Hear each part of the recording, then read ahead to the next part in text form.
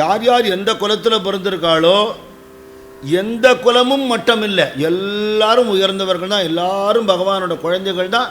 ஏற்றத்தாழ்வு கிடையவே கிடையாது.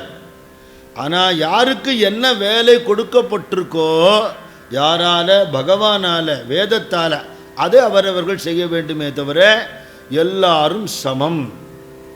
கோவிலில் பூஜை பண்ணுறார் ஒருத்தர், ரசீது போடுறார் ஒருத்தர், சமையல் பண்ணுறார் ஒருத்தர், கேட்டு திறந்து மூடுறார் ஒருத்தர், கோவிலில் இருக்கிற டாய்லெட்டெல்லாம் க்ளீன் பண்ணுறார் ஒருத்தர். எல்லாருக்கும் ஒரே புண்ணியந்தான். மந்திரம் சொல்லி பூ போட்டதுனால 2 மார்க்கு கூட கிடையாது, டாய்லெட் க்ளீன் பண்ணுறதுனால மட்டம் கிடையாது இல்லையா?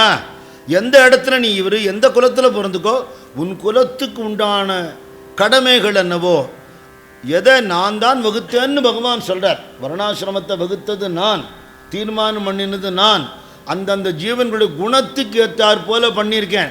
அதை கடைப்பிடிச்சு வந்தாலே நீ என்னை அடைஞ்சுடுவேங்கிற, உனக்கு என்னோட அருள் கிடைக்கும்னு சொல்கிறார். நீயும் அடுத்தவன் ஷூவை போட்டுக்க ட்ரை பண்ணுற, அவன் சட்டையை போட்டுக்க நீன்ற, நீ உன் வேலையை பாருப்பா. எதுவுமே மட்டும் சமூகத்துக்கு எது வேண்டாம், எல்லாம் வேணும் இல்லையா?